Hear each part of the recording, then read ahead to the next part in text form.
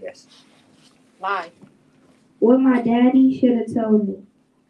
Good afternoon, everyone. Today we have the honor of sitting down with Mr. Ricky Clark, the author of What My Daddy Should Have Told Me, Life Lessons for the African American Male. His book offers powerful insights and lessons aimed at guiding young black men through life's challenges, especially those who may have faced I hung up on him. I thought I said tough my answer, but circumstances like incarceration, lack of family support, or other obstacles. The is an opportunity for us to hear words of wisdom, hope, and resilience from someone who has dedicated his life to inspiring positive change. No matter where you're coming from or what your experiences have been, I believe you'll find something meaningful in what Mr. Clark has to share today. So let's give him a warm welcome. all right. Thank you, sir. Let's step off the stage. Thank you. Oh, all right. All right, and that was Mr. Ricky, man. That's Mr. Ricky's grandson. Amazing job, young man. Thank you. It's in my phone. All right, then, yeah, welcome everyone to our event. This is our Brothers present Mr. Ricky's Clark, what my daddy should have told me. It's going to be a wonderful event, like Mr. Ricky man said. So definitely hope y'all enjoy. So we'll go ahead and kick it off. And I'll ask Mr. Ricky the first question I have here. Okay. All right, so all right, as far as the inspiration and motivation for your book, what inspired you to write What My Daddy Should Have Told Me, Life Lessons for the African American Male, and what message do you hope readers take away from it? I'm glad you asked. First of all, I want to thank for the brothers for doing this, man.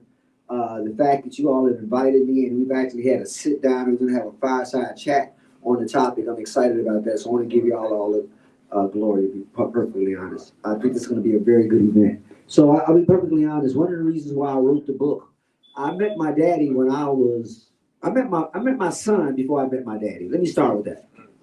So I met my son before I met my daddy, and I seen my daddy 27 times before he died.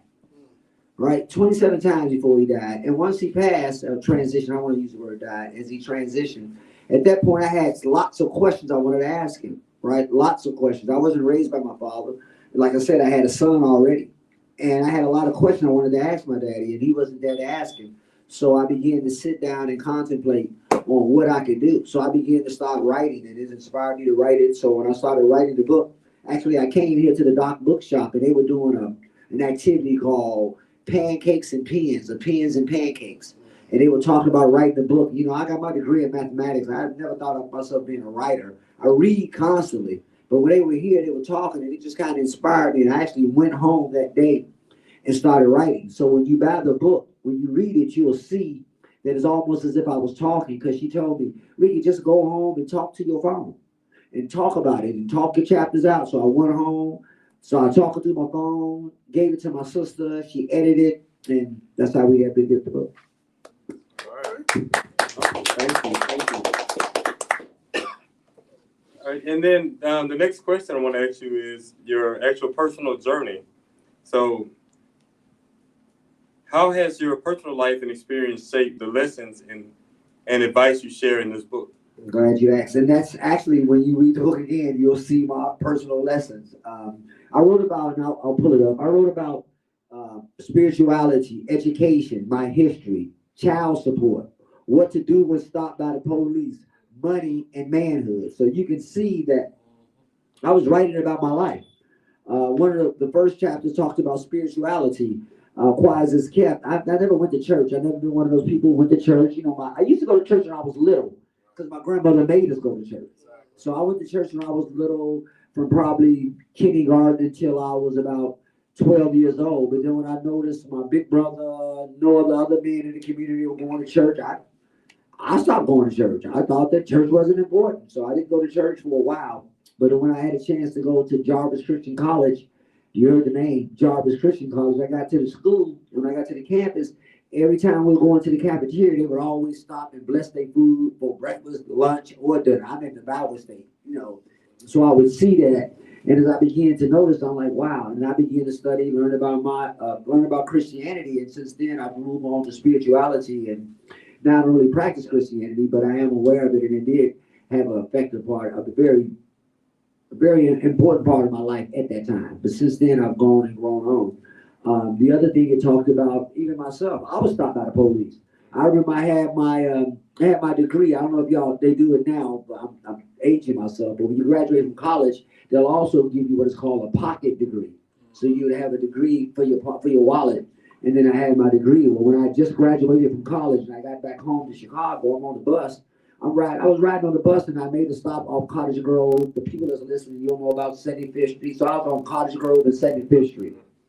And this white guy, two white guys in the car, and they were hollering at this brother. And the brother was saying something back to him. When he said something to him, I'm just getting home from college. I stepped to the guy like, hey man, what's going on? He was like, what did they say? And I looked at the guys, they looked at me. Right then, the bus began, right after that, a bus pulled up. I'm getting ready to step on the bus. And the two guys pulled me off the bus. They were detectives. And I didn't know they were the detectives. I just thought they was messing with the guy. Pulled me off the bus, took me in the alley, jacked me up, said some mean things to me. And then when I went in my wallet to show him my ID, I showed him I had my degree. And he was like, oh, you got your degree, huh? Well, next time you see two white men I said, I didn't know y'all were the police, but he said, well, the next time you see two white guys in a black neighborhood, either we coming in by PUSSY or we the detectives. And so that was a life learned lesson. I talk about it in the book. I talked a little bit about it. Don't get it wrong. I had a friend, matter of fact, as a friend in the audience, Clyde Franklin. I'm not speaking bad about police officers, but these police officers, right? And so when I said that, so I wrote about it. I mentioned Clyde in the book. I also mentioned my son's mother. Her husband is a police officer in Chicago. So, and at one time, I wanted to be a police officer. But after that incident, I vowed to never be a police officer. I still support them, but so I mentioned that in the book as well. And then I would also let you know that I read 7 chapters of 7 things that happened in my life. And then I had 7 friends to write an essay as well. So that's in the book. And then chapter 8, I gave some questions that you could interview your father. So that's what those were some of the things in the book and had a lot to do with me. When you talk about that, matter of fact, it mentions about education. I state the fact that no man ever told me to go to school. No man ever encouraged me to read a book. No man ever said, clean, do your homework, or clean, go to college. That's my nickname. They called me Clean in Chicago. No man, the only person that ever took me to school was my granddaddy. And that was the first time I ever been to school. And that was in kindergarten. And I talk about how my granddaddy took me there. And I remember it like yesterday. You know, he had the white shirt on, black pants. He had suspenders on. He was older at that time. And he took me to school. And from that point on, that was it. But nobody ever said, do your homework. And I struggled through school a lot. I mean, I had to see my way through high school. Y'all know what that means. We can talk about that. Yeah. Next question. Yes, and then we'll have questions from the audience as well. It's on the Docs Bookshop website. Okay, gotcha. Go ahead. All right, thank Sorry for the technical difficulty. Yeah. We live streaming, and you wanted to know how can you see this. So you go to Doc Bookshop and it's streaming. Thank you. All right, so we'll ask the next question. Key lessons.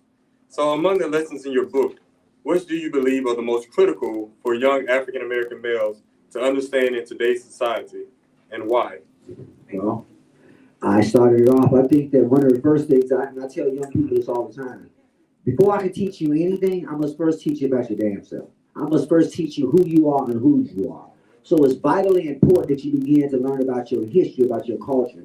Massive, though. I've been teaching my grandson since that was the one that just read. I've been teaching him since he was 5 years old or younger than that. Teaching massive doses about your history, because when you love yourself, you do for self. But if you don't love yourself, you'll do for somebody else. And it's a saying that whatever you study the most is what you love the most, right? And if we've studied African or European history for all our lives, and that's why we're so caught up in, information from a European perspective. So for me, I think the most important thing I wish that someone had taught me when I was young was about my history. I wish I wouldn't have to wait till I graduated from college before I actually read a book that talked about me and my life, before I even learned about Malcolm X and anything like that. So if I could do it over, I have raised my own sons. But they will tell you, the first thing important to me is to make them read. And not only do you want to make your kids read, they need to see you reading and see you reading books about yourself. I often ask the question, if somebody broke in your house and there was nobody there, how would they know you was African? So if you're really proud of who you are, it would reflect in the things that you do. It would reflect in your household, things like that. So that's the first important thing would be to know who you are. I think the second thing would be is spirituality. And actually, I could put that first. But people wouldn't know that. But spirituality, I didn't learn about spirituality. I learned about my history. Wow. So we know about everybody else's religion. We learned about Buddhism, Christianity, Hinduism, Judaism, and the list goes on. But I can tell you all about those different religions, but I can't tell you nothing about my own. How we're the oldest people in the world, but we know less about our religion than anybody else. We've accepted everybody else's religion but our own. So the other thing I would tell people is to learn about your religion. As you heard me say, I started off about Christianity, so you do need a foundation. But then I realized that Christianity came from ancient Egypt, from Kemet. Every story in the Bible came from Kemet. So I would tell people, one is to know who you are, and then seek out someone greater than you. And that's what it's been able to do to me. So there would be those two. Would be I think would be the most pivotal things I can say. And there's some other things in there as well. All of them, to be perfectly honest, so I don't go through the list. But even I talked about money in the book, how to manage money. You know, I never knew how to do it. I didn't get my first bank account till I was 25 years old. Some people may be like, wow, and I didn't know anybody in my neighborhood that had a bank account. I didn't know anybody. The only person I knew was my grandmother that would go to the bank. And then when she would go to the bank, we would have to sit in the car. And then one day she took me in the bank with her. And I remember seeing these light-skinned white kids running around, but she held the whole close to me. I didn't get a chance to do what they were doing, and it had been, and I'll be perfectly honest, I never went into the bank again after that until I got my first bank account at 25 years old. So I never learned how to manage money, and I'm not the only one. Even right now, I struggle with it. But I want to be as real as possible. So those are some of the things I think we would do. We have some experts in the audience about financial literacy, but no, I didn't have it. I'm doing pretty well now, but I didn't know any of those things. No bank account, no checking account, no how to write a check. My mother used to do something, and I talk about it. I think I talk about it in the book, and I still do it right now. And you might want to laugh, but it's the truth. My mother, who I love, was transitioned now, would take her change and throw it behind the dresser. She would just take the change and just throw it behind the dresser. Take her change, throw it behind the dresser. So when I got my first place, what y'all think I did? I took my change and threw it behind the dresser. Took my change, threw it behind the dresser. And eventually, once that when I was moving out of the apartment, I had over like $600 in change. But that was my idea of savings. And then I met a guy by the name of Roy Paley, who's now my CPA. Never thought I would have a CPA, but he's now my CPA, and he's since then taught me about financial literacy, and I'm okay, but I need some help. Yeah. Right, thank you. And I guess just to kind of pivot a little bit. So I know the name of your book is called "What My Daddy Should Have Taught Me." So and I know you mentioned your mom, your grandmother. So why wouldn't they able to teach you some of these things that you're asking to be taught? He said, so my mother didn't know. Okay. So my mother couldn't teach me the history because I thought that would be important, right? So my mother couldn't teach me the history. She didn't go to church, right? So I didn't get any of that. But my grandmother made us go to church. Okay. But my grandmother didn't teach it either. She did it, and I didn't know she was doing it. My grandmother owns a house. If you go to Chicago right now, the house is, I'm not bragging, it's a testimony. House is worth a lot of money now. But my grandmother was able to buy that building. We live in a building, a 2-story building. My grandmother was able to buy the building, and she works as a seamstress. My granddaddy made shoes. He owned a shoe shop, and he made shoes. I can shine shoes. I can actually make a shoe. So they didn't know that, so they couldn't have taught me that. And so I think the reason why is because she didn't know. And I don't get the impression, I think a woman can teach a man a whole lot of things, but I don't think that a woman can teach a man how to be a man. Now, she can teach me integrity and all the things of a man, but I don't think they can teach me how to be a man. In order to be a man, you got to see a man, touch a man. And so that's why I don't think my grandmother was able to teach it. But my grandmother taught me a lesson I want to put out there. I was living in my grandmother's house when I graduated from college, and I wanted my own apartment. And I was saving for my apartment. Well, my cousins were living there, and my grandmother didn't make them pay rent, but she made me pay rent, right? And I paid $325, every month for like 5 months in a row. After that time was up, my grandmother gave me every dollar that I gave her right back. When I say every dollar, the same dollar I gave her, she gave it back to me. And I asked her, why did she do that? She said, clean, because I know you can make it. And I haven't been back home since then. Wow. Awesome. Thanks for sharing. All right.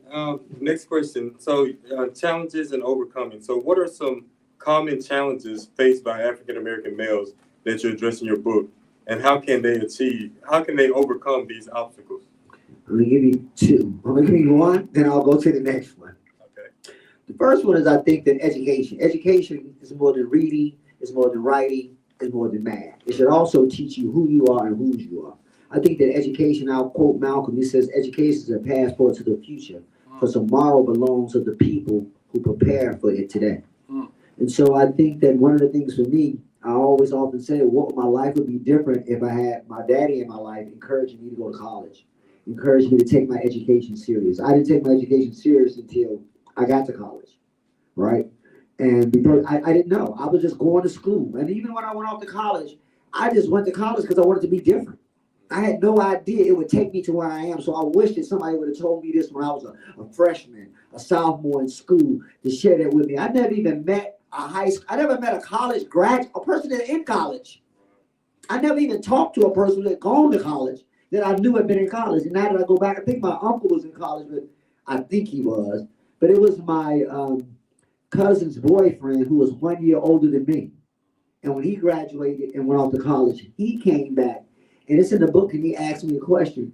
Clean, have you taken your ACT? Well, I didn't know what an ACT was. And so when he said that to me, I'm glad he said it, because in order to go to college, at the time you had to take your SAT or your ACT. And so when he said it, I went back to the school, took the ACT, didn't know what the ACT was about. But then when I went and took my ACT, I'm going to tell, when I went to take my ACT, the night before, I was at a girlfriend of mine's house. I was kicking with this young lady, and her sister hadn't come home from school. She's like, hey, what are you doing? I'll tell mom. And she was like, who is that? That's my sister. Like, oh. So you tell sister, and she said, yeah, she didn't want to go to college. I said, where she go to college? She said she go to Jarvis Christian College. I was like, oh, that was it. Well, the very next morning, I woke up and went to take the test. When you take your ACT test or your SAT, on the back of it, it asks you where you want your scores to be sent. I didn't even know what the heck that was.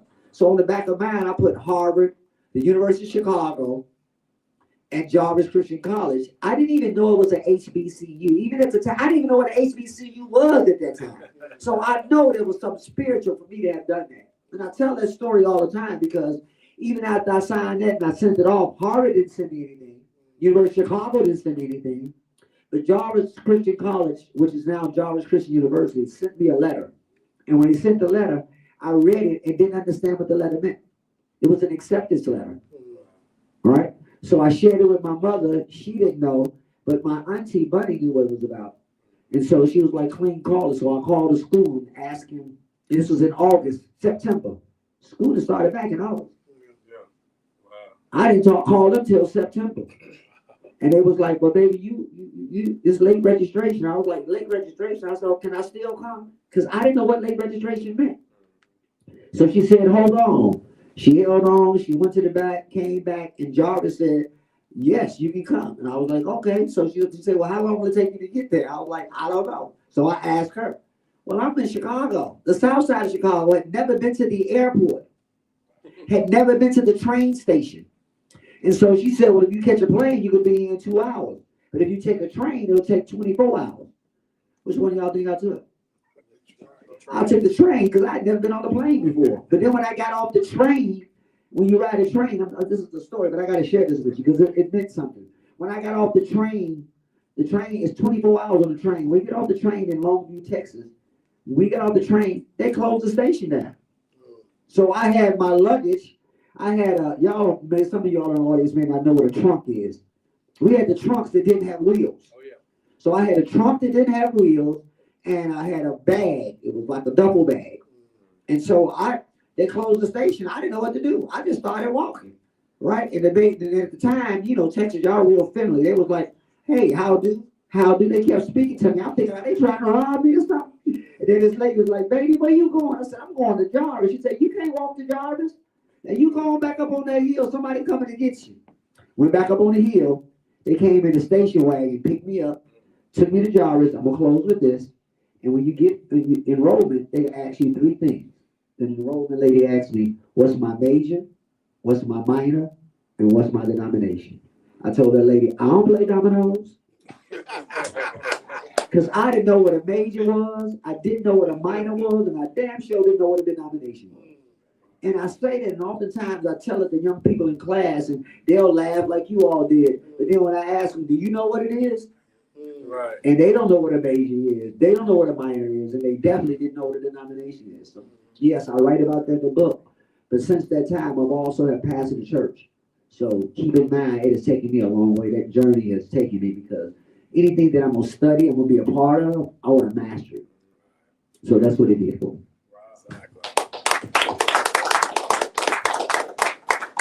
All right. The next question. So, how important do you think mentorship and guidance from elders in shaping the lives of young Black men, and what role can community members play? That's the reason why I'm here. So, my life journey has been for over 30 years. The only work that I've ever done has been working with young people. Some of you all in the audience know what I mean by that. From the time I got here from Chicago, the first position I had was working in the juvenile detention center. And when I worked in the juvenile detention center, I was traumatized because I didn't know that young Black men or anybody would be going through what they're going through in the juvenile detention center. It was traumatizing. It was traumatizing for me, and I worked there. So you can imagine what it does to the employees or the young people who are in there. But when I was in there, Justin, I found out that most of the kids in the juvenile detention center came from psychiatric hospitals or public housing projects. That's what they called them back then. Right? They call them, right? And then, so from that point on, I was lit. I was on fire.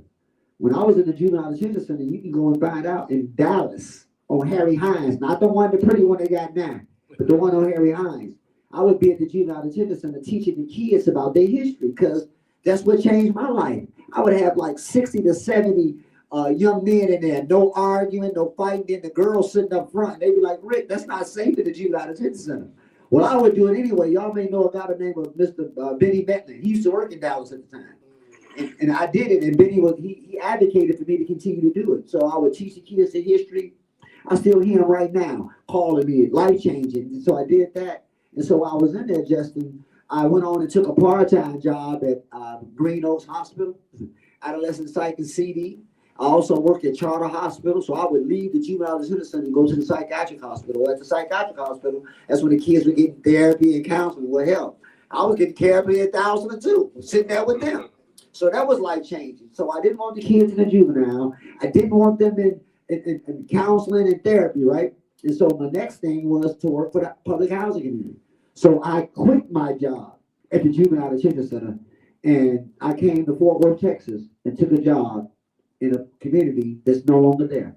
It was called the Butler Housing Projects. And I remember when I came into that position, I told them that a project is something you do in school but never complete. This is a community where families live. And it changed the whole community. You can go there right now today. I'm not bragging. It's a testimony. You can go to Butler. It's torn down, but the buildings are still there. And look up on there and you'll see, it'll say, Mo Better Butler. That was during the time Mo Better Blues. Okay. So we called it Mo Better Butler. You can see a painting on there. You'll see my biological son, my grandson's, his daddy, jumping there with a map of Africa on it. Clyde will tell you, we went inside the Butler community and started a rites of passage program. Eddie can tell you we did the rites of passage. Change their lives, man. We would go into the Butler housing community. They would close the place up. I would put a rock inside the window. So when they closed it down, I'd check out, go down the street and come back, and then take one of the kids, send them through the window, open up the window, put the code in it, and go back in there and work with the kids at 12 o'clock at night. And they'd be like, wait, how did you do that? Well, I did it for years, and we continued to. So over there, I developed my skills, I honed my skills, and I tell people right now, find something you love doing so much that you would do it for free. To become so good at it, somebody would pay you for it. My passion has led me to my purpose. And I'm passionate about working with young people. I love it so much I do it for free. I told my son the other day, me and him the same age. Yeah, this year. You want to know how? He's 46 and I'm 46 in the mirror. But I'm still teaching, still seeking, still giving it to him. And so that book inspired me. I've been doing it since 2016. I've had men come out of the jail telling me they read my book. Man, your book is all over the prison inside of Texas. Your book over here, and even in Chicago, and here in Illinois. So in Atlanta. So I've been doing the work, and I want to live what I say and not just talk about it, right? I want to be what my daddy should have told me so that I can be that for other young men so that we can impart. And that's why I'm a part of For the Brothers. So not only am I a part of the group called For the Brothers, I'm also a part of an organization called Community Frontline. I'm also a part of an organization called Alpha Phi Alpha. I'm also a part of Yahuwah Academy. Why am I a part of all these organizations? Because I believe that if they doing something great, you should be a part of it. And if they're not doing something great and you want to make something great, start your own organization. So since that time, if you may have heard of Umoja, I was the founder of Umoja in several organizations. And I think that, especially since we talked, Malcolm's birthday was just on Monday, it's about unity. And the other thing we talk about in the book is how do we unify? You know, we got a divine nine, right? And they had the Pan-Atlantic Council. Well, what can we do about our divine organizations in our community that we can come together and see what we can do? And that's why I'm really proud of what you're doing with For the Brothers and how it can take us to another level. You know, I started off with My Brother's Keeper, and then you move from My Brother's Keeper to I Am My Brother's Keeper. And that's For the Bros. So yeah, don't talk about it, be about it. And I want to be an example for other young people. And not an example of something they see on the stage, but something they can touch, see, and feel. You know, my grandson wanted to know why I still live in that house, because I want to be around the people.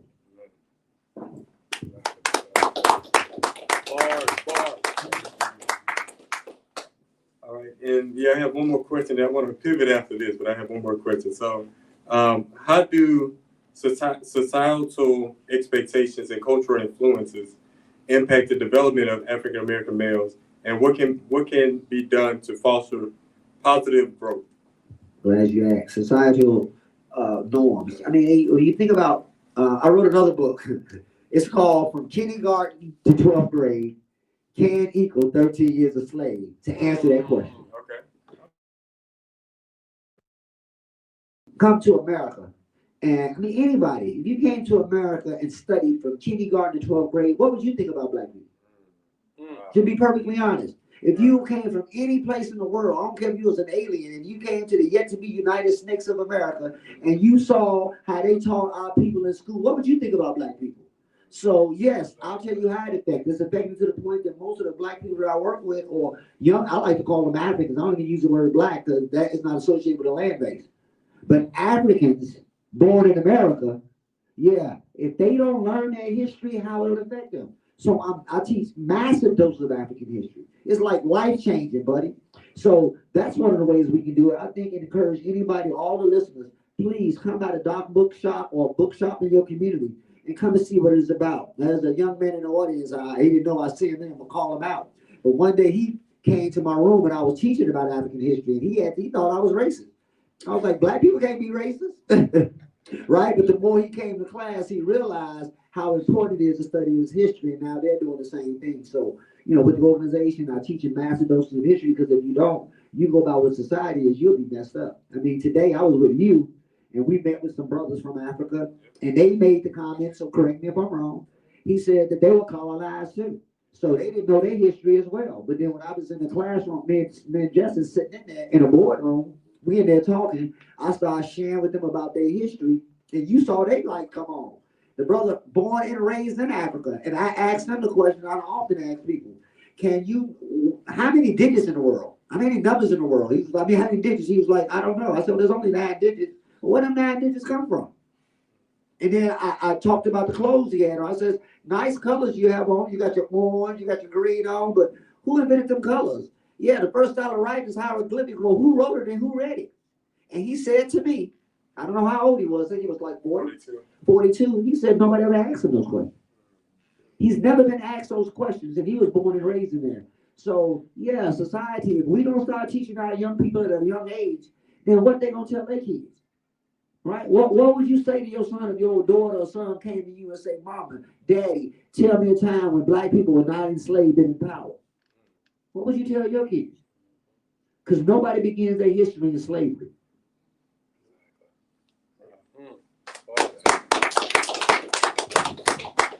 Very powerful. Thank you for sharing. And I do want to kind of back up a little bit because I know I didn't really introduce myself and the group in the organization. Thank so, yes. So, yeah, my name is Justin Haynes. I am the vice president of our For the Brothers organization. And like Mr. Ricky said, he works with the MBK group, My Brother's Keeper group. And for the most part, we want to be a transition pretty much. So we work with the young men from 17 to 24 years old. So once they graduate high school, we want to be that bridge to help them, help them get to go through life pretty much. So like if they're trying to get a job, if they're trying to go to college, if they, having relationship issues, mental health, Yes. whatever you can think of, we want to be that gap. I know like a lot of our young men in our community, once they graduate high school, it's like you're on your own. But we want to change that. We want to make sure that, hey, we got your back. I am my brother's keeper, like the shirt says. So yeah, I just wanted to put. Well, let me ask a question since you interviewed me. What are some of the things that you all are doing with For the Brothers? Take Me Black. And when has it started? When did you get started? Can you give me anything about that? You put the reverse. Yes, I did. Reverse, I'm good. Thank you. And I know we'll get back to me, but I want to talk about the brothers. Great question. So so we started about 3 years ago, and a lot of the things that we do. So we have we call it different pillars. So one is professional development. So with professional development, we do resumes, we do interview preps, we do goal setting goals. Yeah. And then after that we have financial literacy. So financial literacy, we teach on like savings accounts, checkings, 401ks, life insurance, annuities, wills, all the things that you should have, like checking What your account. daddy should have told you? What your daddy should have told you. Exactly. Okay. And then we go into like mental health. So we have which is like pretty much our highlight. We do a mental health retreats, like mental health men's retreats. So once a year we take a group of students, about 5 to 6 usually, with other mentors with them, and we'll go to like some destination, Florida, Tampa, Orlando. This year we're going to Atlanta, and we have like men's sessions. Like in the morning we have about 3-hour sessions that we discuss men issues, and then we also go to like black-owned restaurants. We do different things within the community. We have like Black a big bookstores. event. Yeah, we go to black-owned Massage. bookstores. Yes. Talk about that black massage. Black-owned massage therapy, things like that. And then what else? We do like fitness and wellness. We do like push-up challenges. With a push-up, sit-ups, even though like it just says somebody says the curse word, you got to drop down. Yeah. Mr. Ricky, he was a victim of that as well. He had to drop down, give you about. And I only said damn. That's all. I didn't say a cuss word, just damn. And I had to do push-ups. Yeah. Right. So those are a lot. And then like we also have our gaming tournaments. Matter of fact, talk about that. Yeah, next Saturday we have a gaming tournament, and our motto is come play the game and get some game. So so you're gonna come out. We have about usually about 50 young men come out. Ladies are welcome as well, and then also for the older generation too. So we're playing dominoes and we're playing NBA 2K. So and there's cash prizes. And there's cash prizes as well. Yeah. So come out. If you win, you can win cash prizes, other giveaways. You get plaques, bragging rights. All that, food is included, things like that. But we do these once a quarter. Get the young men, young men out, the older men as well. Yeah, and then we have once you're there, we're gonna have some type of presentation for you as well. So we'll talk about financial literacy, mental health, professional development, all these different pillars that we have available. We'll have food for you. We'll have vendors there. They'll be doing on-site massages. And now we can go back to the book. Yeah. Okay. Talk about what our dad should have told us. Talking about what our daddy should have told me. So with that said, I said to Justin, I wanted to do this, and I love the fireside chat part. So he's going to ask a few more questions, and then we'll take a few questions from the audience, some things you may have missed or said. So I want to say thank you, Justin. You have a few more questions? Oh, yeah, thank you. And give it up to Mr. Ricky as well. All right, and like I said, I wanted to pivot a little bit because I do have some more direct questions as far as what my daddy should have told me. Come on with And just my own personal story as well. I know Mr. Ricky said he didn't meet his dad till He I was 17. I met my son before I met my daddy. He met his son before he met his dad. And then similar to me, so I didn't meet my father until I was 35 years old. You know, and like I said, it was a lot of things I wish, you know, my dad would have taught me. So, you know, like what? Like this first question I have for you. Okay. And for the audience as well. All right. But so one says how to manage my emotions. Good one. So I'm glad you brought that up, and I gotta be the first one to admit I have not always been able to do that. I've done a lot better now. As a matter of fact, I lost it last week, didn't I? I'll tell you about it. But one of the ways I've learned to manage my emotions is shut up and be quiet.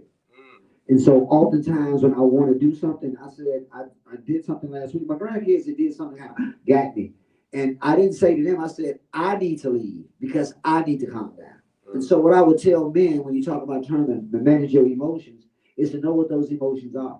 One of the things we do with MBK, we often ask the kids to tell me how you feel. Because if you can't tell me how you feel at any instant time, at any time, I can wake you up in your sleep and you can't tell me how you feel, then someone would determine how you feel and treat you how they think you feel. And so one of the ways I learned to manage my emotions and to know what my emotions are. And so my response to young people is to try to get control of that. If you feel yourself getting too heavy, you breathe. You take the time out. And I've been really good at that lately. So I take the time out and I talk to myself. I'll pull back and start talking to myself. Now, you know you don't act like that. Now, you know if you go over there and do that, it's not just going to affect you. It's going to affect somebody else. So you may think I'm crazy, but I'm talking to me. If I can't listen to me, but who else would I listen to? Right? And sometimes me have to have the knowledge in me to be able to pull it out. I can't speak on something I don't know nothing about. So you have to study about that. So I've been doing some reading. I read a book called, and I want to encourage y'all to do it too. One of the books I read was called The Body Keeps Score. I also read the book that He Didn't Start With You.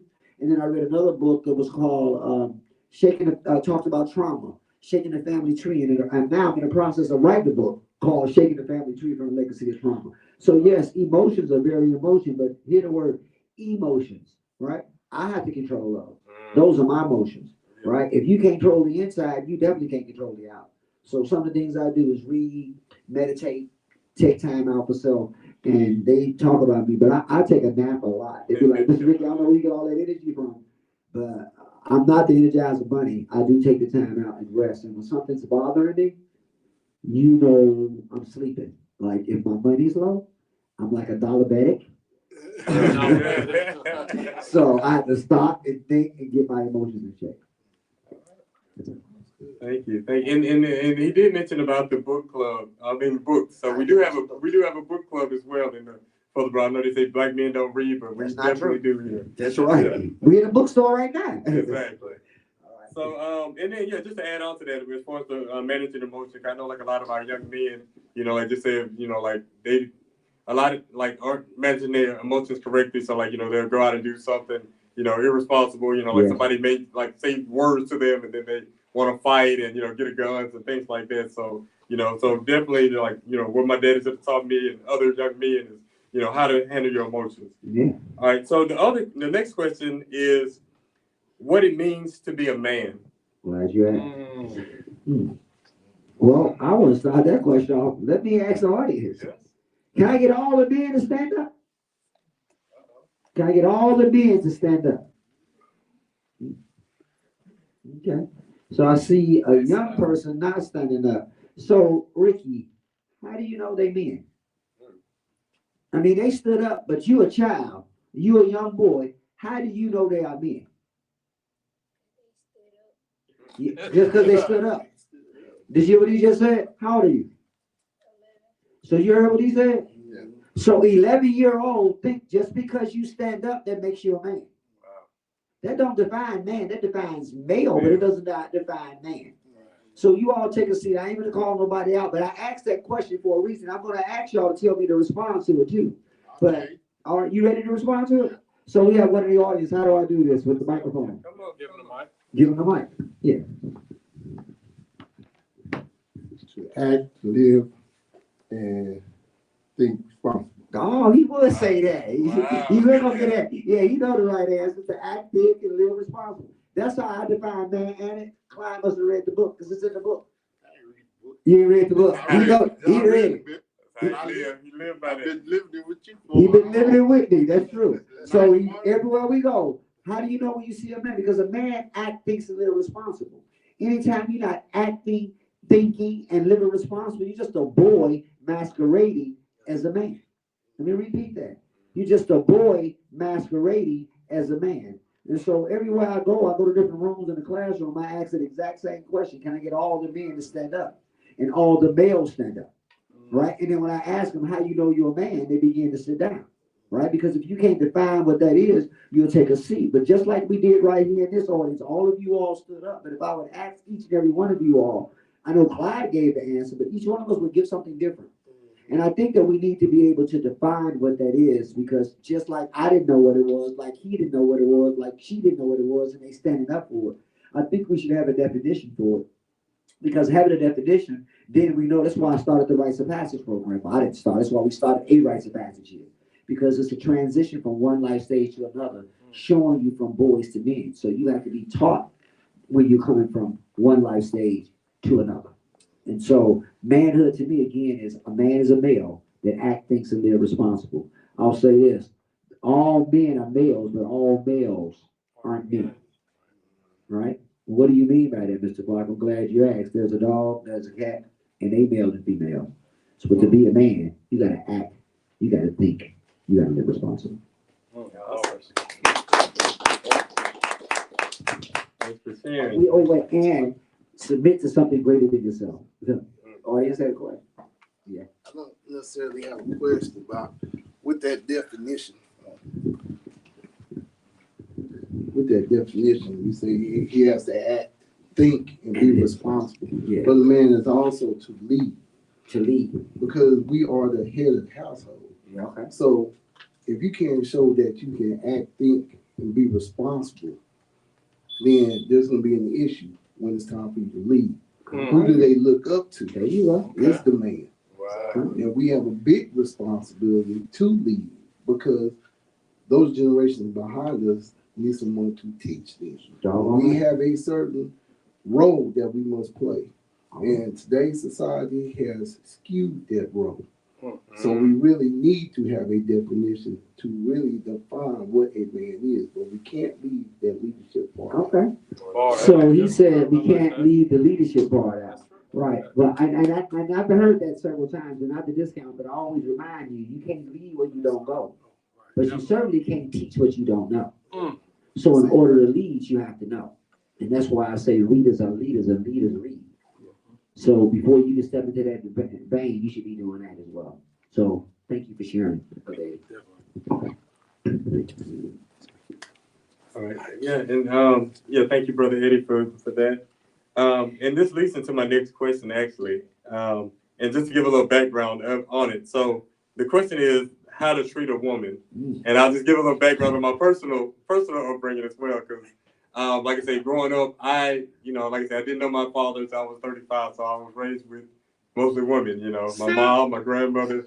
Yeah, so, and sisters and stuff like that. So for me, I saw like, my mom, maybe crying or whatever, like my sister, like they going through issues with men, So when I was growing up or whatever, I was like, okay, I want to make sure I'm not that type of guy or whatever. I don't, I want to, make sure the woman that I get with, I'm going to be whatever she needs. I'm going to, take care. I ain't going to be crying or do this and that or whatever, So like my brother just said, as far as like leading, I guess I wasn't really leading. I was just kind of just, going with the flow, doing whatever she wanted. So I guess wasn't really taught how to properly treat a woman.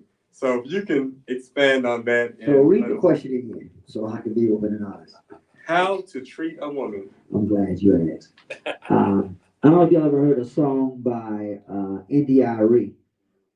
It's called Talk to Her. And I encourage you to listen to that song, because it will tell you how to treat a woman. And I say to young people, to women, if you're listening, you want to know what kind of man or a man for the woman. For me, is you treat them the way you treat your mama, right? Treat them the way you do. Talk to them nice like you would your granny. Talk to them like you would your auntie, right? Sweet like candy. So I want to treat mine the way the way my mother. So when you in relationships and if a guy looking at a woman, look at the way she had a relationship with her daddy, or relationship she has with the man in her life. And you can see that because if they don't have it for them, it's impossible to have it for you. So I think the first thing we have to do is a selection of the women that we call our women. And I'm a person who's been married twice. You know what I said? And if I told you what it was, you think I'm lying. So let me see if I can be honest with you. I was married the first time I was married, it was for 6 months. The second time I was married for a year. Right? Now keep in mind, me and those two people are still best of friends. I didn't know, Justin, just like you didn't know. So I'm not going to sit up here and give it to you like that. But guess what I did learn? And they can tell you that is I've always treated them right because I always treat my mama right. And I would say to you, I'm going to treat you the way I would treat my mama. I'm not going to be hollering at my mama. I'm not going to be cussing at my mama. I'm not going to be putting my mama down. And the reason I'm not going to treat you like that because I don't want nobody to treat my mama like that. I don't want nobody to treat my sister like that. I want to treat, and even if my mama and my sister got some issues, you better not put your hands on them. You better not be disrespectful to them because I wouldn't be disrespectful to yours. So men should think about that part, right? So I want to be as open and honest with the woman. I'm not going to, and they'll tell you. So I'm not divorced because it was something that I did wrong. I'm divorced because we wasn't ready to be married. And there's a lot of folks out here married that may not be ready to be married. And I advise you to go get some counseling and some therapy because that ain't nothing to play with, right? Talking about somebody's life. And so when you think about it, next time I do get married, I want to make sure that I've done some background. And I want to do a background on her and a background on me too, right? So we start checking, Justin, to see what are some of the mental issues we've dealt with in the past. You might even know that you have it, and you don't take it with you and bring it into your relationship, and you never even checked it at the door. So now I've been sitting there talking to this woman like that, and where did I get that from? You know, and I think about myself. A lot of things that I do now, I got it from my daddy, and I didn't even grow up with my daddy. You understand what I'm saying? A lot of the stuff that I'm doing, I'm getting it from my mama who did not have a husband at the time. So where am I learning this stuff from? So I'm not putting it on them. I advise each person that's listening, do the first evaluation about yourself before you start marrying somebody and know that you've done your research with her and yourself. Don't lay it on you and don't lay it on them. And forgive your parents. Because all I know is what I saw. Right. And that don't make it right, but it damn sure don't make it wrong. So Justin, the question is, how do you treat a lady? Treat her the way you do your mom. And I want to pause on that too. Because some men, they may have not had a relationship with their mama. Because I don't know how your mama treated you. So let me take that back. Treat her how you would want someone to treat your mother. Treat her how you would want someone to treat your daughter. Treat her how you would want someone to treat your sister or your favorite cousin. And that's what I do. The one thing you ain't with, I'm not going to disrespect you. All right? Because women, you know, we always ask the question, what came first, the chicken or the egg? I don't know which one came first. I don't know if the chicken came first or the egg, but what I do know is I've never seen the egg take care of chicken, but I have seen the chicken take care of the egg. So I've got to be able to treat that woman back, right? Because, you know, man, if it was a man first, we can't nurture it. We can't do anything for it. So I got to think about that woman. And the closest thing to God is a woman. So if you're going to disrespect a woman, you're also disrespecting God.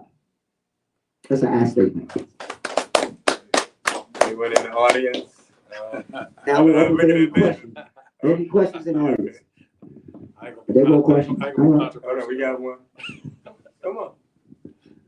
I think I got two questions. I ain't gonna be controversial. Take your time.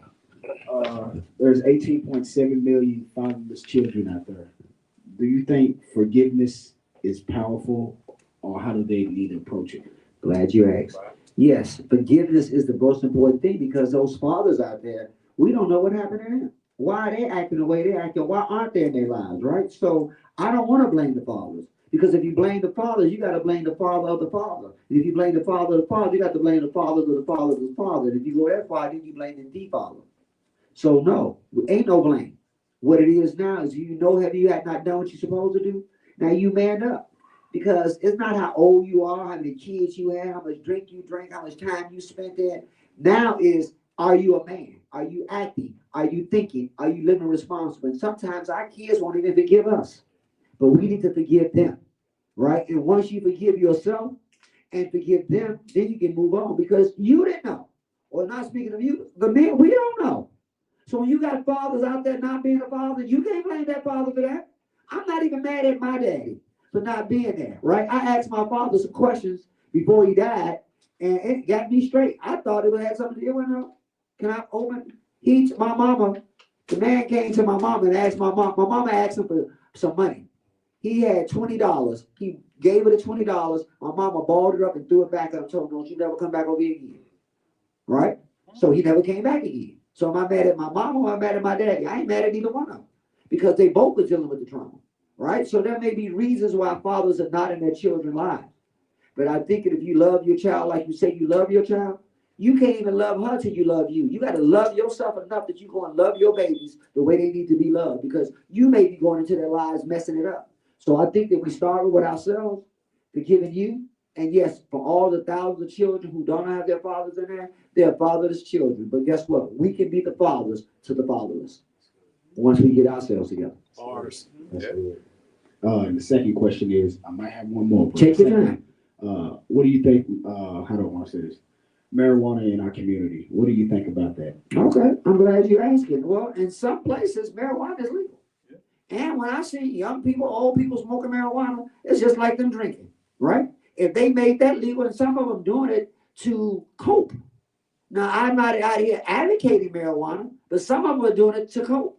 And other states like Illinois, California, Missouri, it's legal. It's legal all up and down there. So if I can put, I don't want to put a stigma on it like America did. And I'm not saying go and do it, but I know why they're doing it. One of the kids asked me that question the other day, so you might be setting me up. And he said, well, there, Mr. Ricky, what age should they be able to do it?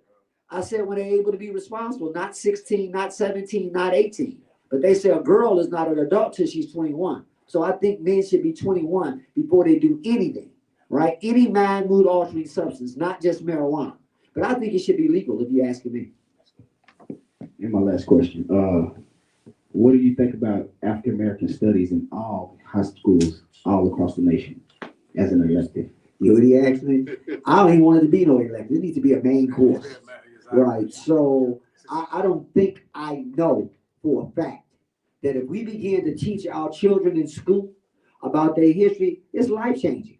I'm talking about grandkids, my grandson, I pull him up right now. He know a whole bunch of questions, right? And it's in my book right here. I got 50 questions that every kid should know with the answers, and I can just go through them. Yeah, we need to teach it in school. And what we need to know, if they're not teaching it in school, we need to do it ourselves.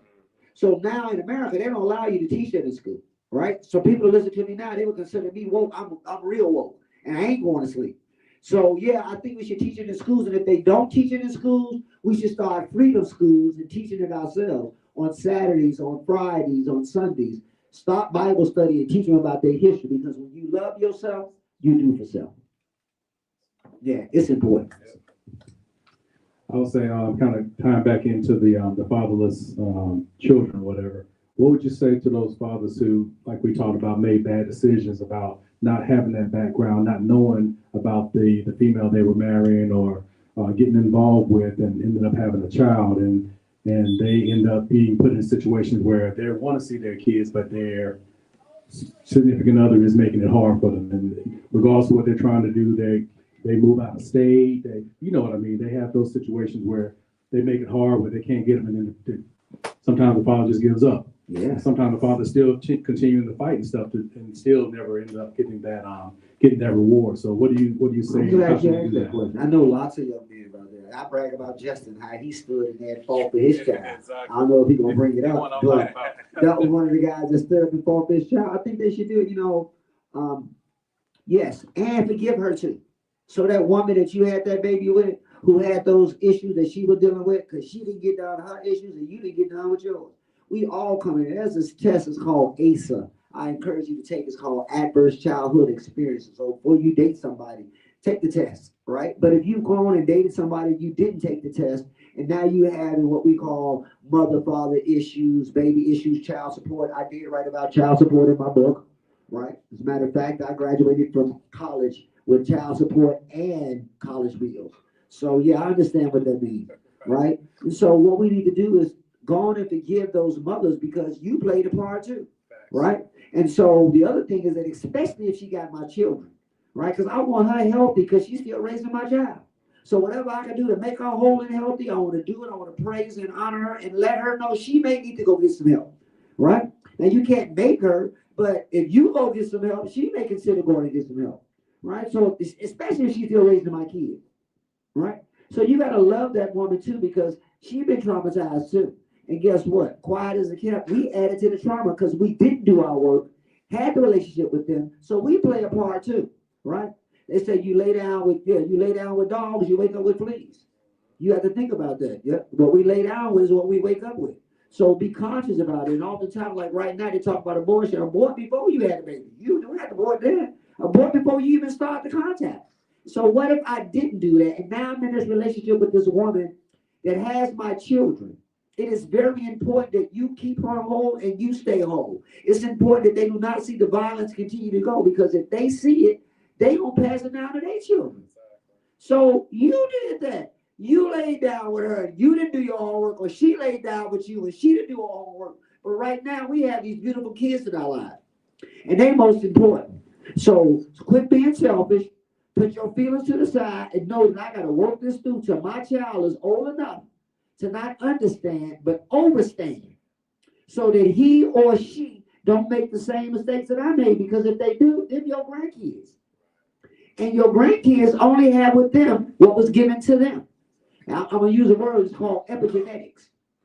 And epigenetics is things that we pass down from one generation to the next. And when you think about epi, it means it's being on top of what already is there. So I'm adding to this every time I get into a relationship. I'm adding to this every time I have my semen to someone else. I'm adding to this even when you're tongue kissing. Because when you start letting those fluids drop, there's a lot of energy going back and forth with that. Be conscious of it. Even before you even kiss her. And put you give her, we used to call it French kissing, or y'all old. But I guess they call it tongue kissing, whatever. I'm not even ready to do that. Because you pass and you swapping. So let's do our research. Let's understand it. And for the young man that's listening, I know you're in high school, but look how your girlfriend or someone you're interested in, how they treat their daddy, if there's a daddy there, or how they treat their mom, or how they treat their little brother. Because whatever it is that they doing with them, that's what you're going to get in your relationship, right? So I wouldn't put the mamas down. I want to put the daddies up and say that we got to forgive them, because we laid down with them and we didn't do our research, but we ain't giving up on them, and we hope that they don't give up on our children, and we give up on ourselves. So ain't no quitting, ain't no stopping. They said the apple don't fall that far from the tree, but it does if it rolls down the hill. It can have bumps and bruises if it get what tree it came from. Yeah, love the child. Thank you for sharing. We got one more. Okay. All right. And kind of circling back, I know we talked about like how to treat a woman, and I know you said like treat her like you would treat your mom, or like you want somebody to treat your mom. And I guess it kind of leads to this next question of how to love myself. So like, just say if you are treating like just we can use other examples too, but like just say if you're treating a woman like you want your mom to be treated, but she's treating you like garbage. How do you navigate that? How do you actually love yourself enough to? I'm glad you asked that. Go ahead. And sometimes when those relationships, and the person that's being done like that, he or she is dealing with some trauma. To be able to stand in that and take that. Love ain't supposed to hurt.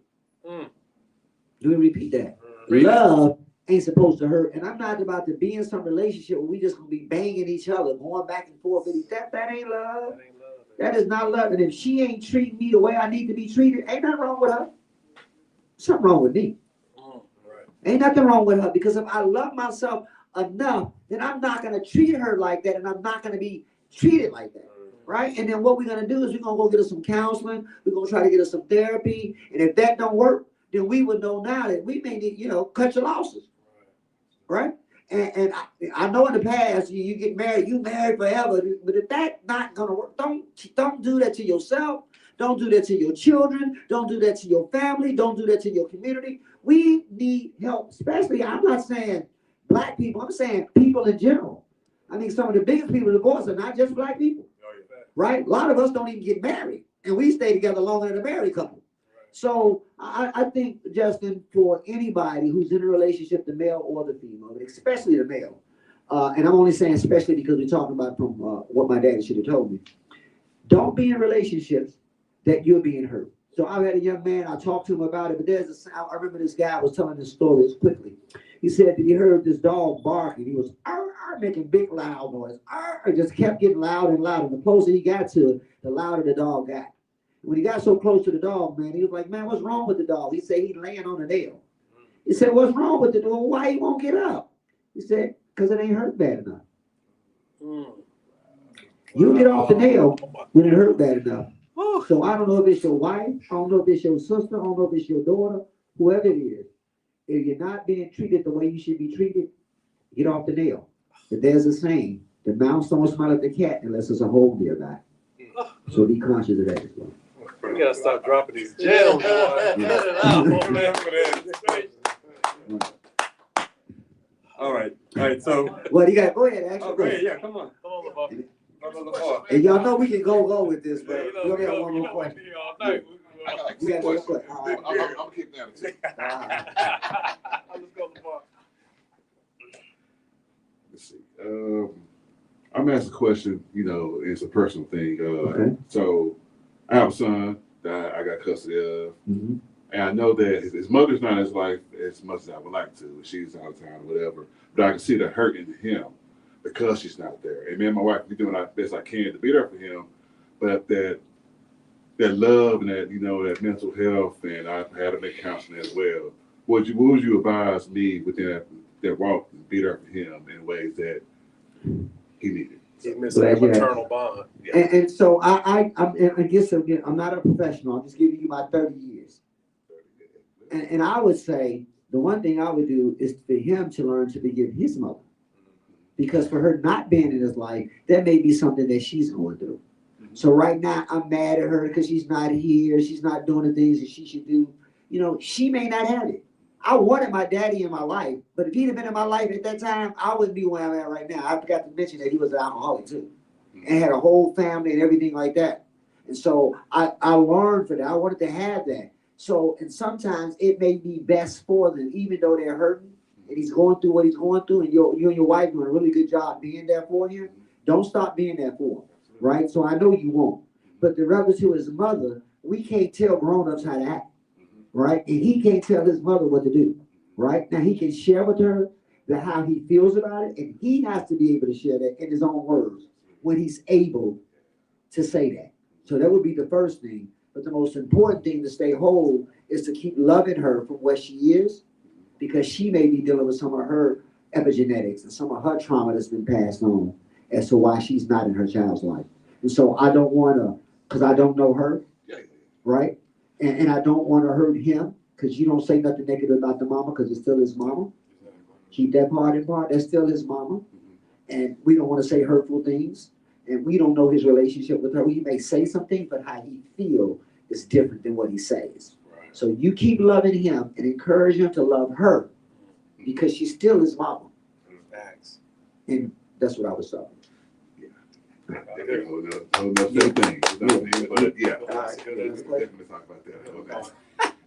But I appreciate it. So the book, do you plan on making an audio book for any of these books yourself?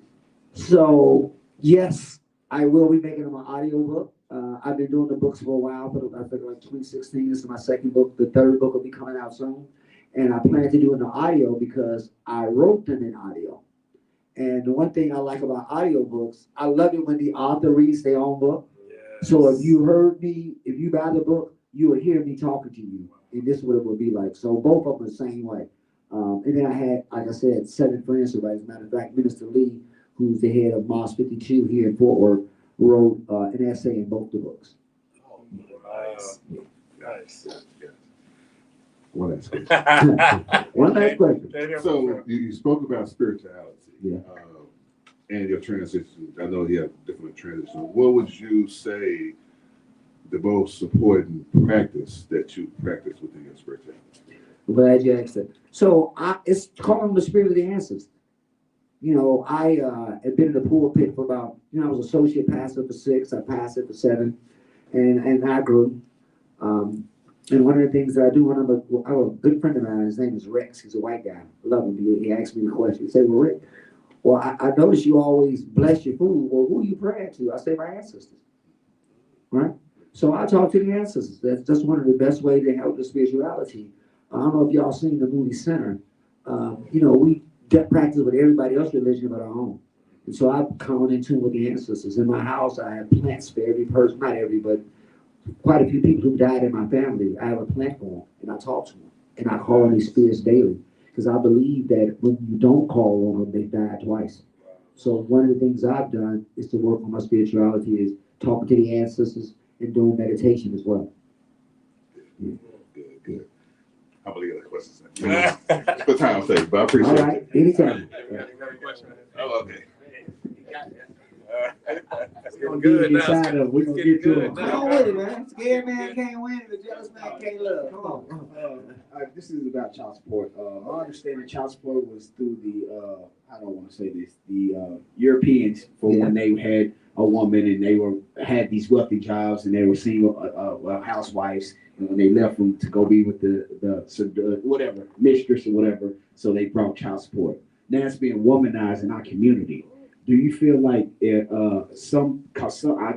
a personal experience, and some people I've been around, the child does not think the father has taken care of them at all, but this credit card that they get, the mother just says, I'm paying for it. Do you think a child should get 2 to 3% of that money each month, go back to hedge, not a hedge fund, but an account or something like that, where it's for them when they turn 18 to 21? So you asking me, right? Yeah, I'm asking you. I'm giving my answers. This is an I statement. This is our statement, yeah. You know, that's a custodial parent. And a custodial parent, not Levarcate, is not always the mother. It can be the father too. So men can file for child support just like the mother can too.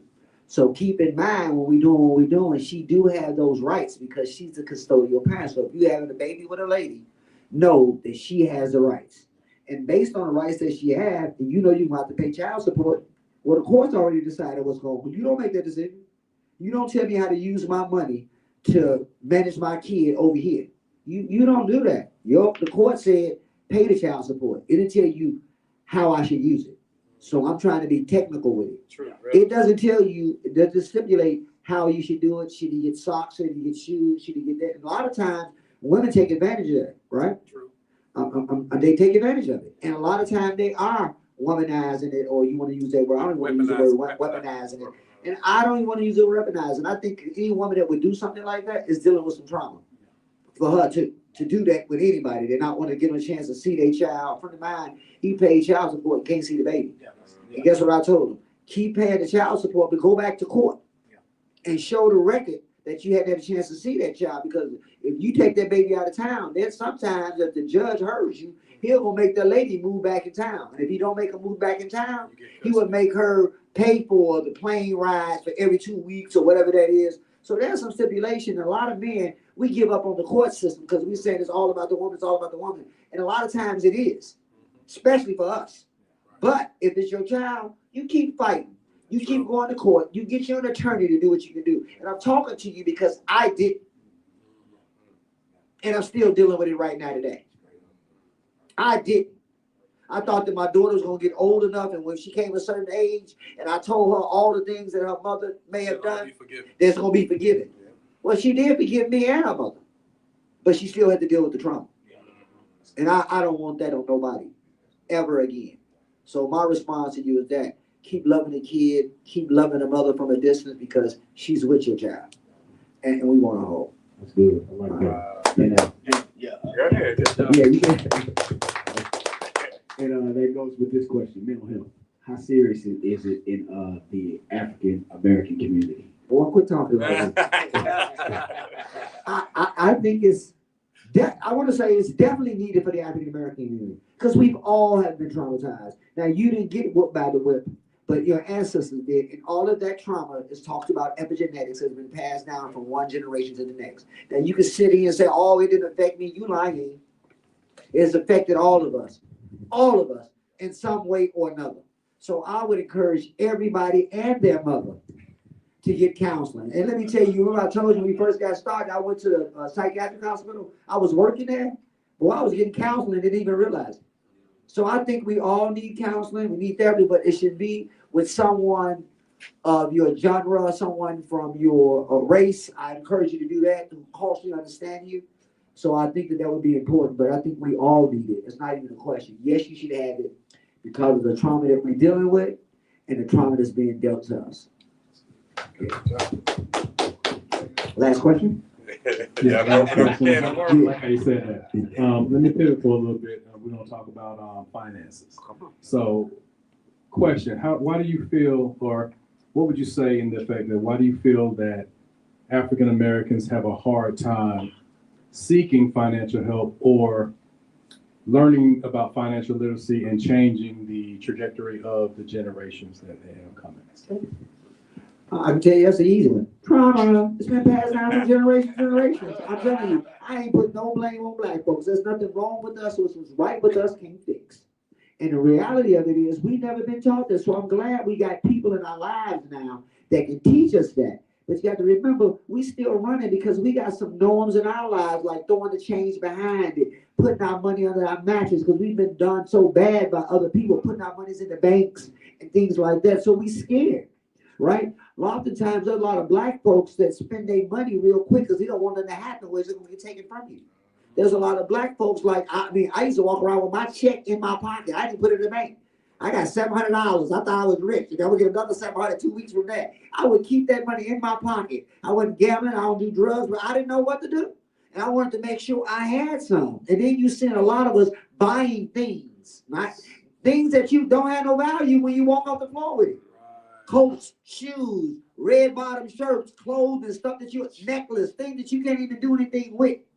And why did we do that? Because we've been taught to do that.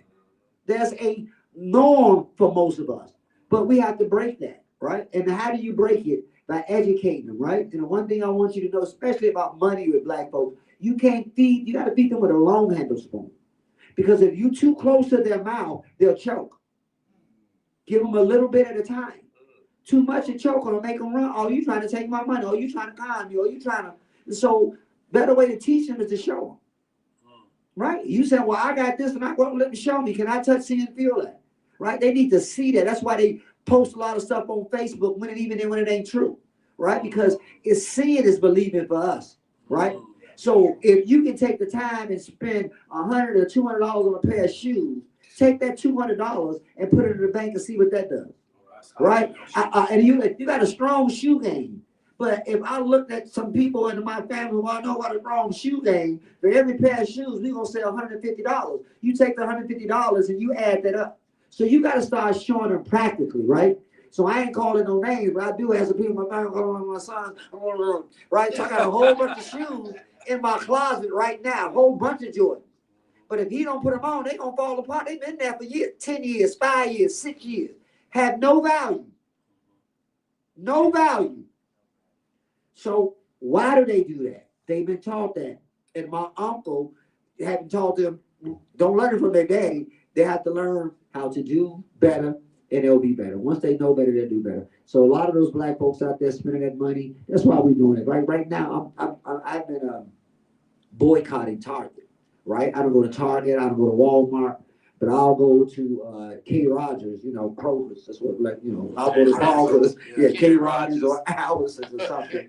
It may cost a little bit more, but, where you put your money, it makes a difference, right? And you see what has happened with Target. It doesn't happen to Walmart as well, but that's the level of our thinking about people.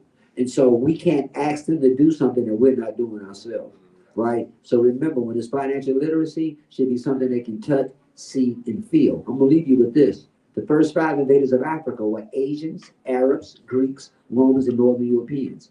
Out of those 5, 2 of them control our strategic north coast. I mean, they control our water and our food, right? Right now, our water and our gas. Right now, our corner stores and our gas stores, right? Can a black man make a donut? So think about it.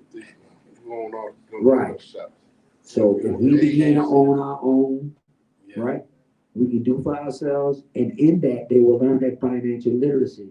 I think there's a commercial about Chase Bank, and it said something about Chase, and this lady was like, yeah, but I had to open a business while I was pregnant, right? And because my kids seen that, now they know they can do it. So show me how to manage before you tell me how to manage. Can you speak on the Target situation? A lot of people may not be aware of that in Walmart. We'll keep going. So he asked me to speak on Target and Walmart. And So I'm one of the people, you're not gonna see me out there walking down the street protesting, putting up signs. I don't do that. We show 'em what But I I know. will boycott.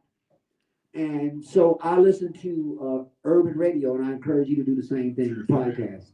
Right. And so I was listening to Karen Hunter one day, and the guy came on there and he talked about the fact how we could collaborate and not go to Target and not go to these things. And so I have been doing it. I haven't been to Target in 4 months. I haven't been in Walmart 5 months. Wait, I take that back. I went to Target one time for my granddaughter.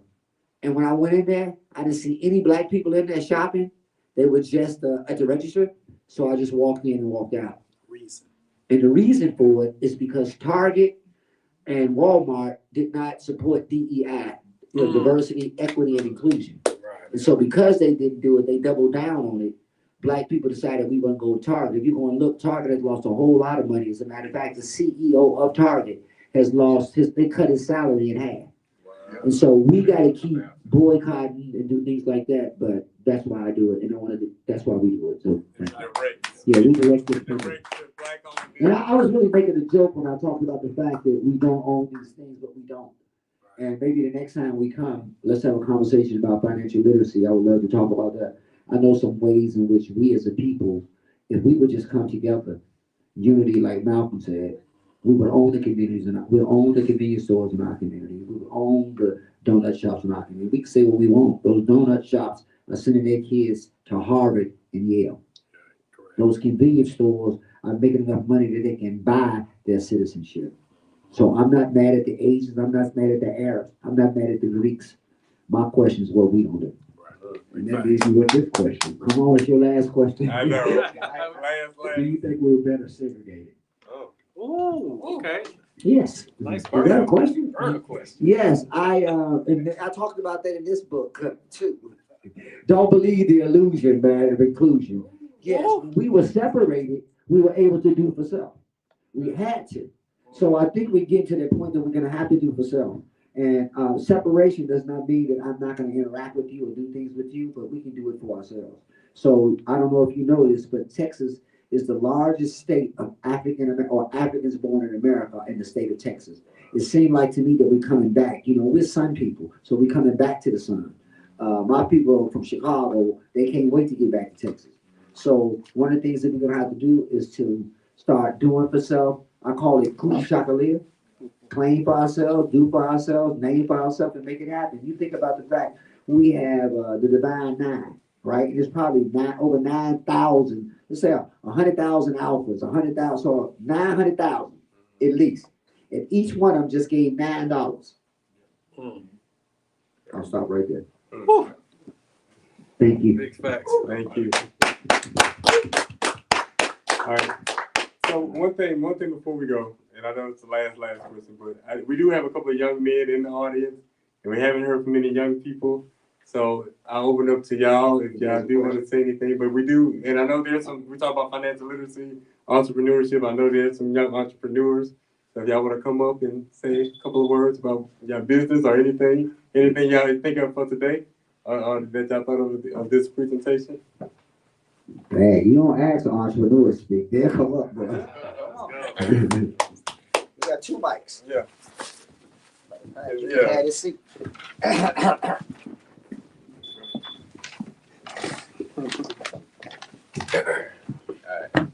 Put him on the spot. Okay. My name is King Holloway. My name is Malik. And we've been working with MBK for majority of this year. It's been a whole school year now. I will say we have learned a lot. We've been through a lot of experiences, some ups and downs. Sorry. Dunbar. Dunbar High School. You say, huh? What I can say is, after being in these programs and getting introduced to a lot of other things, I will say it has been eye-opening. I've learned a lot. It has changed my perspective on a lot of things as well. And I'm willing to continue to go through those experiences and grow. And I just want to thank all of y'all for allowing me to come up here and speak as well, just to talk about some of my experiences. Me and my brother, we have been focusing on starting a couple businesses on our own. Y'all work on it now. ranging from ebook agencies. Speaking on that financial literacy part, that's where I come in. I actually be trying to teach financial literacy myself to the younger audience. I feel that if they can relate more to a younger person, actually opening their eyes to some of the opportunities that can be took if you take your life serious at this point in time. Our main little stream, we customize light switches. That's right. The Young Boss Collective, that's the name of our organization. What's the name again? Young Boss Collectives. Young Boss Collective. They'll be at the. They Yeah, have a vending booth at the thing, so we'll have them there. Yeah. Yes. Awesome. yeah, and the event on May 21st, 31st too. Hey, we will be attending all events. Yeah. Yes, how y'all doing? All right. Yeah. So Malik. Something I want to say was this: I am very grateful for the time of me being an MBK. I learned a lot. But before I became an MBK, I really wasn't too worried about business and nothing like that. But like once I stepped in the door, like I ain't gonna say before I got an MBK because I always had the money mindset, but it wasn't just legit money mindset. But now I'm married. I know how to like work business. My brother, he teach me stuff myself. I'm still learning. He really my mentor for real. All right. He really my mentor. I'm not fully developed yet, but I still put it out there like I am. So when people do come up to me like they don't know, like, okay, you look like you own it. So when they get to ask me stuff, I'm gonna speak right now. Yeah, there you go. I'm gonna speak. But, Right on. we got a product out called the Afrocentric Light Switch. We customize them. They're going for 15. Anybody want to get one? Y'all got a website or something? So we got a business card actually. We got an Instagram page. Right now we're actually working on our website. I'm not sure it's in the orange page too. Yes, sir. So it's on the ground, so. And also, while we have y'all attention, speaking on the ebooks as well, we do have one book published. So if y'all want to take that,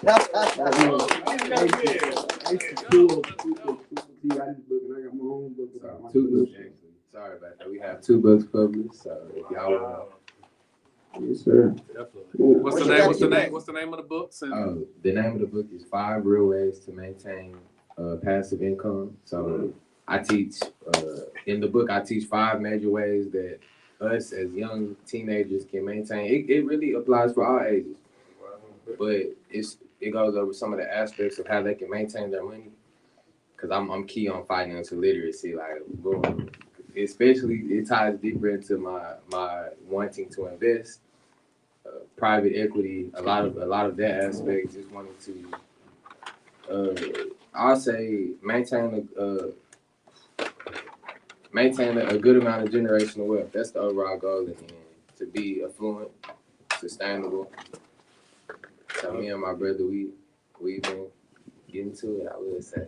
Oh, yes, sir. And in my book, it's called Anything Happen, Work Takes Time. And it's about entrepreneurship. I really put in what I knew. I ain't just really do too much. I put in what I knew. I tried. It's my first book ever. I did it though. Exactly, you did it. How old are y'all? 16. 16. Man, look out. And again, get with me on that finances so you can tighten up anything you got loose. You know what I mean? Yes, Did sir. he show you? So it's on the camera too. So Here's So here are some of the switches that we have. Wow. Nice. Yeah. Yes. Nice. Oh, I see you got Oh, ethnic. You got Mexican, African American, I love it. Kemet. That's good. Look at Man. y'all. Look at these young brothers. Give it up for them, y'all. So when you cut the light on, it's to remind you who you are, huh? Yes. How you deep into your roots. That's the overall goal. I love it. I love it. All right, fellas. Thank y'all. Congratulations, guys. Thank y'all for coming up. Thank y'all. Man, what are you talking about? I call this brother right here my mini-me, man. Mini-me. You know what's so ironic? What? I got some of those as a gift. Wow. You bought them from them? No, someone gave me some as a gift. Gave you some as a gift, and now they selling them. All right. So we better wind down. I'm gonna let Justin do that. Yeah, so That was good. That was that impromptu. was amazing, I yeah. know where they came from. Yo, now you know where they came from. Oh, that's where they got it from them. Yeah. Y'all gonna bring a tear to Damon out. He's talking finances like that. Yeah. Yeah, great job, young man. Close it out. This Oh, is you have to your close the brother's part. talk. All right. All right, yeah, so we're gonna go ahead and close out. So we want to thank Mr. Ricky so much for sharing his time, wisdom, and heartfelt message with us today. Your words serve as a reminder that regardless of the hardships we face, whether it's the absence of a father figure, the time spent in the juvenile or prison system, or other struggles, there's always a path to growth, redemption, and a brighter future. To everyone here, I encourage you to take the lessons shared today to heart. Remember, your past does not define your future. And with that mindset, support, and determination, you can overcome any obstacle. Thank you all for your attention and engagement. Let's continue to support each other and strive for positive change in the lives, in our lives and communities. All right. Thank you. Oh, yeah. I was going to leave out. I had these two books, Malcolm Lives, and I want to, matter of fact, Andre McEwen gave it to me. He told me to give it to two wise men. So I want to give these two books to the two young men that just came up. So why don't y'all come get these books on me? Give these. That might have them come around here. No, you stay there. Pass it to them. They come stand right here. There are two books. This is from Mr. Andre McEwen. But I'm also going to be kind because there were some questions asked in the audience. And I'm going to give two other books away. And I'll give it to the two men that asked the two questions. So you two will get a book. So come on. And so for the other young people out there, I don't have any more books. But thank you all for being here. And look what you get when you come and become a part. Y'all decide which one you're going to get. And I don't sign books when I give them to you. You have to read it, then I sign it. All right? Thank you. So, hey, they want to show this book. Come on up here. So, let me see your book. All right? Thank you, and have a good night. Appreciate it. Thank you, Dr. Brookshire. Give him a hand. For the brothers. For the brothers. Say it, for the brothers. Awesome, awesome. Y'all need to-